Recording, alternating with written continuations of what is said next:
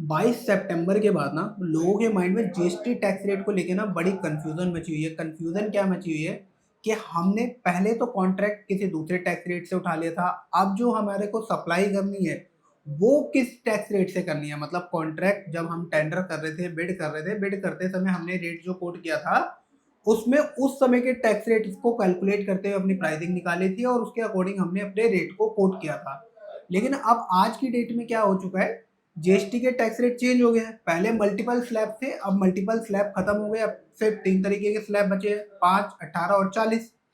For example मान लो जब आप एक टेंडर पार्टिसिपेट कर रहे थे, टेंडर पार्टिसिपेट करते समय आपने एसी का टेंडर पार्टिसिपेट किया था और उस एसी के टेंडर पे क्या था, सिंपली 28% उस समय टैक्स लगता था। लेकिन आपने 28% की कैलकुलेशन लगा के टेंडर में पार्टिसिपेट किया, पार्टिसिपेट करने के बाद आप टेंडर विन भी कर गए। अब टेंडर विन तो कर गए आप, अब विन उस समय किया लेकिन उस समय ना आपने सप्लाई नहीं की। सप्लाई क्या कर रहे हैं आप 22 सितंबर के बाद, मतलब आज की डेट में कर रहे हैं सप्लाई। अब आपके माइंड में सबसे बड़ा कंफ्यूजन ही यही मचा हुआ है कि मेरे को जो इनवॉइस बनाते समय जीएसटी का टैक्स रेट सिलेक्ट करना है वो क्या करना है।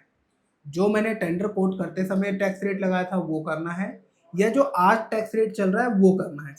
तो देखिए इसका सिंपल सा आंसर है कि आप जब भी सप्लाई करते हैं ना, मतलब टैक्स रेट जो जीएसटी के इनवॉइस पे टैक्स रेट लगता है वो उस डेट का लगता है जो आपकी सप्लाई डेट होती है।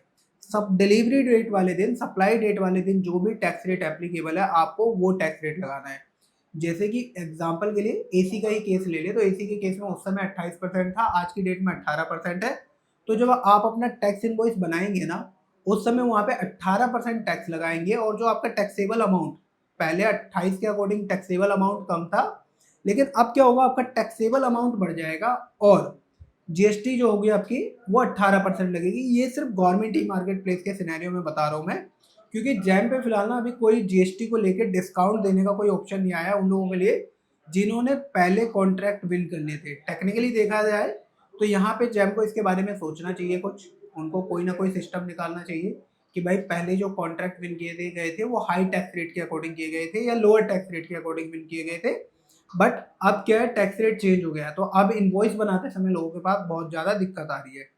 तो आपके केसेस में भी अगर ऐसा हुआ है तो सिंपल सा है, अभी आप क्या करो, अपना टैक्सेबल वैल्यू बढ़ा दो और टैक्सेबल वैल्यू बढ़ा के जो रियल टाइम आज की डेट का टैक्स स्लैब है वो टैक्स स्लैब लगा के आप अपने इनवॉइस की वैल्यू मैच कर लो अपने कॉन्ट्रैक्ट की वैल्यू से, एंड देन उसको इनवॉइस रेज करके अपना काम कर लो। सिंपली अगर बी टू बी में करते हो तो वहां तो आप इनवॉइस रेज करते समय वहां पे सिंपली अपना टैक्स रेट कम करके इनवॉइस क्रिएट कर देना है।